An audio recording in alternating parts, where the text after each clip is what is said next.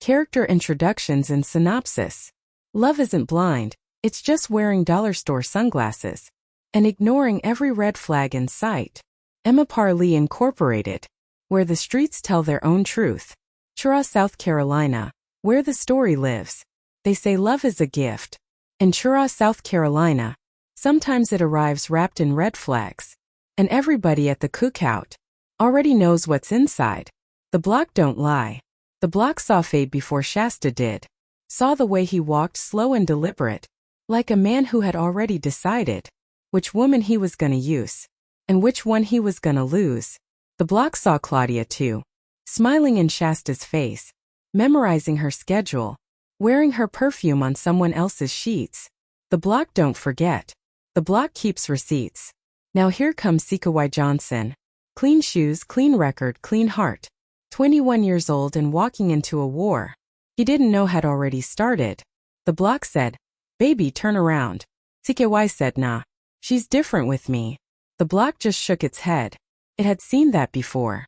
Churra, South Carolina sits low and slow in the mornings, the kind of town where the humidity wraps around you before you're fully awake, and the smell of somebody's grease already in the pan floats 3 doors down the block. It is not a large place. Everybody's cousin went to school with somebody's ex. The names trail behind you like smoke: Fade, Shasta, Claudia, Suarez, and no one lets you forget what those names were attached to, even after the situation has long since burned itself out. This is the kind of town where Mindy's family restaurant on a Friday night is the closest thing to a stage, and everybody in the room is both audience and performer. Where Aunt Araminta can run a whole kitchen and still hear what's being said at table 9. Where the church mothers on Sunday morning already know what you did on Saturday night and have pre-selected an appropriate scripture. Where a man can be the son of a preacher and still be the biggest rogue on the east side, and everybody prays for him every week and watches him sin every weekend without blinking. The women here love hard and carry the evidence. You can see it in the way they hold their phones tight like a weapon or a lifeline, sometimes both. You can hear it in the laughter that comes too fast and lands too sharp. Love in Churra doesn't arrive gently. It pulls up unannounced, parks crooked, and leaves the engine running. Shasta Benson grew up breathing this air. She learned what love looked like by watching her father, Denard Sweet, be everything a man is supposed to be. Steady, present, devoted. And then she turned around and chose Fade, who was none of those things, and spent years trying to love him into becoming them. She failed. He didn't transform. He just took what she had and redirected it somewhere she couldn't follow. By the time Claudia's pregnancy hit the grapevine, Shasta had already been rebuilt wrong. All the walls up, all the exits booby-trapped, all the warmth shoved so deep inside herself that even she had trouble finding it. Into this walks CKY Johnson. Gentle. Employed. Raised right. Smelling like good sense and his late father's legacy. The kind of man Churra's grandmothers hold up as evidence that God still answers prayer. And Shasta, who knows better, who has every reason to be grateful, who on her best days can feel the difference between this man and the last one. Shasta looks at CKY Johnson and cannot stop seeing Fade's face. Cannot stop waiting for the betrayal. Cannot stop pulling the trigger on a gun she built herself, aimed at a man who has done nothing but try to love her. That's Churra for you. The block gave her everything she needed to recognize a good man. The block also gave her every scar that makes it impossible to receive one. In Churra, love doesn't whisper. It pulls up, honks twice, and dares you to come outside. Shasta Benson. The walking wound who thinks CKY is the doctor. Scarred enough to bleed on anyone who tries to love her, and too proud to apologize for the stains. Shasta Benson is the kind of woman who walks into a room, and the room reorganizes itself around her energy. Not always in a good way. Sometimes in the way a crowded table gets quiet when someone sits down who has already had 2 drinks and a bad week. She is beautiful, loud when she needs to be, and fiercely, dangerously loyal to the people she loves. Which makes what she does to CKY Johnson all the more complicated, because she genuinely loves him. She's just also genuinely broken, and the two things are living in the same body and taking turns driving. Her people are her people. Her father, Denard Sweet, is the man she measures every other man against and has never once admitted out loud. Her brother holds a quiet, sacred place in her world. These men showed her what real love looked like. Then Sherrick Fade Yates showed her what it looked like when someone borrowed the costume of real love, and wore it just long enough to do damage. Fade didn't hit her. He didn't have to. He was meticulous about it. Running game, running schemes, running Claudia behind Shasta's back while using Shasta's trust like a utility bill he had no intention of paying. By the time it was over, Shasta wasn't just hurt. She was restructured. And then there was the Suarez situation.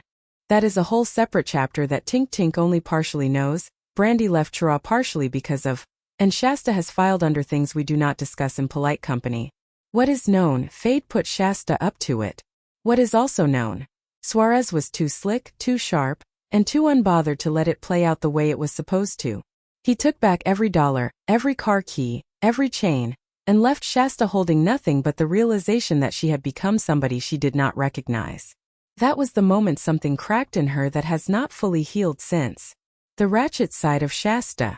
Now, let us be honest about who Shasta Benson is when she is not performing her healing era. Because Shasta has a side that does not get the benefit of the sympathetic backstory. A side that does not wait for context. A side that, frankly, has sent multiple situations sideways and then stood in the wreckage pointing at Fade like he was the one who lit the match. Shasta on a jealous day is a full-time occupation. She will call CKY's phone while he is in the hallway of his own house. She will call it at the family reunion. She will FaceTime him during Aunt Sheila's wedding ceremony. Not because she needs anything, but because she needs to know where he is and who is standing near him and whether any female on his uncle's side of the family has teeth. She does not distinguish between a reasonable concern and a manufactured crisis. They feel the same to her, and she responds to both at the same volume. At the dinner table, she orders CKY's food. This is not a romantic gesture. This is a statement of ownership that CKY has not authorized, and Tink Tink clocks from across the table, while kicking Todd under the booth. Shasta does not ask what CKY wants. She tells the waitress what he's having like she is his parole officer, and the menu is a supervised activity. And when she's floating on high grade and feeling herself, she will throw shade on his late father's memory like it's a casual observation, and then look genuinely confused when the table goes cold. She weaponizes Fade's name like a multi-tool. Fade comes up at the barbecue dinner with LaTondra. Fade comes up on the double date. Fade comes up at Myrtle Beach. A beach CKY planned specifically to give her something new, because Fade used to blow up her phone when she went to Myrtle Beach. She doesn't say these things to be cruel. She says them because Fade is still living rent-free in the front room of her mind, and she hasn't figured out how to evict him. But the effect is the same whether the intention is cruelty or chaos. CKY ends up paying the bill for a tab he did not run up. And then there is the warning. Delivered over wine. In a restaurant owned by her own Aunt Araminta. In front of Tink Tink and Todd. With the flat, unhurried calm of a woman who has already thought it through. I'll make you pay if you leave. She says it and then sips her drink. She says it like it is a fact of nature rather than a threat. Like gravity. Like weather. CKY hears it as a dramatic exit line. Tink Tink hears it as a prophecy. Todd hears it and immediately finds something interesting to look at on the wall. The ratchet side of Shasta is not a monster. It is a wounded woman who learned that softness gets you set up, that trust gets you Claudia, and that loving someone openly is just handing them the scissors they'll eventually use on you. She built her ratchet the same way people build walls, one bad experience at a time, one betrayal at a time, until the wall was so high she forgot she'd built it herself and started calling it personality. She is loud where she was once open. She is controlling where she was once trusting. She is preemptively punishing a man for sins that haven't been committed because the last man committed every one of them and smiled while he did it. That does not make it right. That does not make CKY less of a casualty. But it does make Shasta Benson a fully realized human being, which is to say, complicated, capable of love and harm in equal measure, and absolutely not finished. Not with CKY. Not with Fade's ghost. Not with the version of herself she lost somewhere between the church piano and the Suarez situation. She warned him. He didn't listen. And the worst part, the part nobody at Mindy's that night wanted to say out loud, is that Shasta wasn't bluffing. She didn't arrive broken. She was broken in.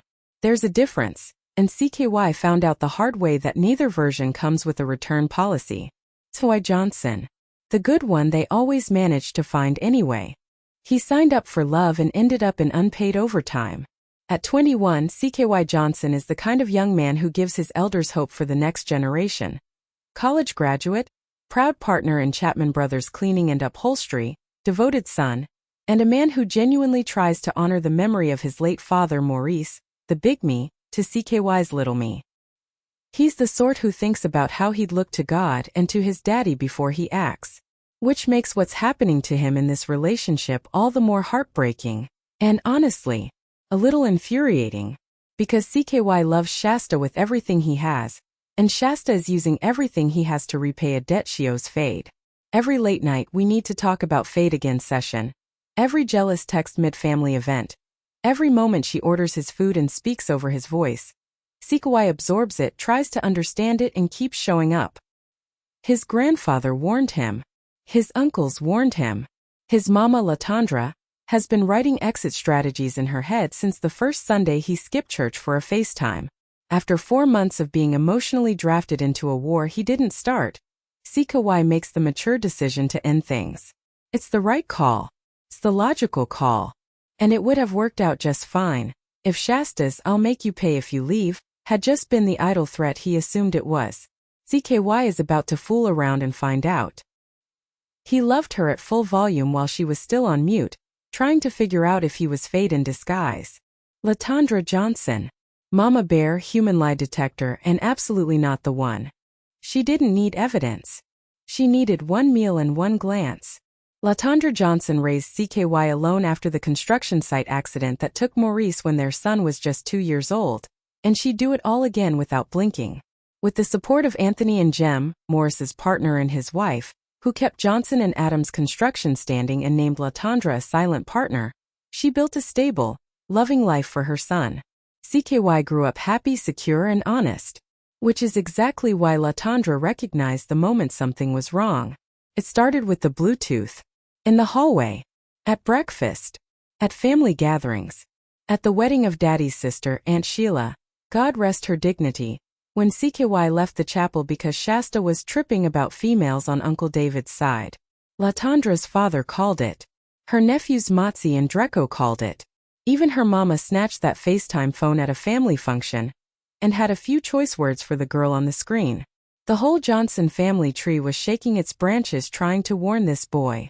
Latondra tried the subtle approach, then the direct approach. Then she decided she'd make a genuine effort to get to know Shasta, and liked her less with every encounter. The barbecue dinner where Shasta monologued about Fade for 45 minutes. The restaurant where Shasta ordered CKY's food, insulted his late father, and then sat there sipping wine like she hadn't just stepped on every sacred thing in the room. Latondra has seen difficult women. She's been difficult herself. But this is different. This is her son not listening to her for the first time in his life. And he really should have. She'd survived widowhood, loneliness, and 3 forgettable situationships. Shasta Benson was not about to be the thing that broke her son. Tenica Tink Tink more. The cousin who sees everything and should have said more. She lit the match and is now watching the building burn. Tenica Tink Tink more is Shasta's first cousin, best friend by default, since their cousin Brandy decamped from Chira to Greer, and the unofficial narrator of everyone else's poor decisions. Since Brandy left, it's been Tink Tink and Shasta holding down the fort, though Tink Tink is smart enough to know that the rift between Shasta and Brandy almost certainly traces back to Shasta. It always does. The thing is, Tink Tink is dating Todd, CKY's coworker and best friend, and it was her grand idea to set CKY and Shasta up on that third double date. She sold herself on the notion that CKY's steady energy might balance Shasta out. She was wrong. What CKY's goodness actually did was give Shasta a fresh canvas on which to repaint every insecurity Fade installed in her.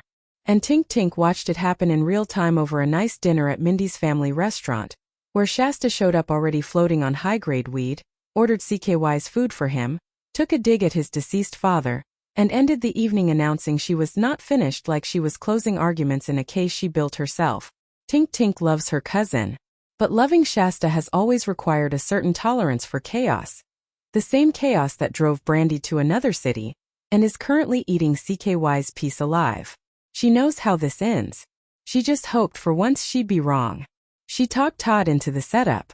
Now she's watching CKY drown, and wondering if there's a return policy on matchmaking. Frida Benson. Mama on empty, running on fumes and frustration. She loves her daughter. She's just not sure she likes her right now. Frida Benson loves Shasta the way you love a leaky roof you can't afford to fix. Constantly, anxiously, and with a deep awareness that one good storm could bring the whole thing down. She's watched her daughter survive fade, endure the Claudia betrayal, navigate the Suarez fallout, and still manage to walk directly into a new relationship and make it just as complicated. Frida has run out of advice, run low on patience, and is somewhere between "I raised you better" and "please Lord, not another phone call." She doesn't hate CKY. If anything, she feels a particular sadness on his behalf, the way you feel sad watching someone step confidently onto ice you already know is thin. She's seen the fade damage up close. The late nights, the paranoia, the way Shasta rebuilt her walls so high that even a good man needs scaffolding to reach her. Frida keeps hoping her daughter will choose healing over habits. She's still waiting. The Ratchet Hood synopsis. Bougie on the outside. Pure chaos on the inside. Somebody's crying. Listen. Shasta Benson did not get her heart walked on, set up, played, and publicly embarrassed by Sherrick Fade Yates just to come out on the other side whole and healed and choosing peace. That is not how this story goes. No ma'am. What happened was Fade used her. Ran schemes. Got his best friend Claudia, her supposed best friend, to distract Shasta long enough to sabotage her own hustle with Suarez, a man who was already too slick for games and clawed back every dollar, every chain, and every key to that car before Shasta could blink. Then Claudia went and got pregnant by the same Fade who had been keeping Shasta in emotional solitary confinement. And the only reason Fade didn't put hands on Claudia was because he knew a baby with a birth defect and a preacher daddy would land him somewhere he couldn't charm his way out of. So here's Claudia walking around with what she thinks is the prize. Girl, the prize is a trap with cornrows. Meanwhile, Shasta is out here healing. And healing for Shasta looks like meeting CKY Johnson, a 21-year-old college graduate, co-owner of Chapman Brothers Cleaning and Upholstery, fine, employed, and raised right by his widowed mama LaTondra, and immediately enrolling him in what she has the audacity to call My Man Boot Camp, which is less a program and more a daily audit of his whereabouts, associates, female-adjacent contacts, and emotional availability at all hours. CKY, bless his heart in his late father's memory, tries to love her through it. He takes her to Myrtle Beach. He answers the FaceTime at family functions. He sits through the Fade retrospectives like a man attending someone else's therapy session. He watches Shasta order his food at Mindy's family restaurant, owned by her own Aunt Araminta, which should have provided a check on her behavior but did not, and he does not flip the table. His cousin Brandy left churro rather than deal with Shasta. LaTondra has been sounding every alarm in her body since the Bluetooth era began. His grandfather, Timmy, a man married 57 years, told him point-blank that outspoken and controlling are not the same thing. His nephews Motzi and Dreco told him he was going to find out. He laughed. He finds out. After 4 months, CKY makes the executive decision that he is not going to keep paying for crimes committed by a man named Fade. He communicates this clearly. Shasta communicates back, over a glass of wine in public, with the eerie calm of someone who has already decided the verdict, that if he leaves, she will make him pay. CKY, who is young and optimistic and has not yet learned that some warnings are not hyperbole, chalks it up to a dramatic exit line and proceeds accordingly. He should not have proceeded accordingly, because Shasta Benson, beneath all the jealousy and the scorned woman energy and the unresolved Fade damage, is not finished. Not finished loving him. Not finished hurting.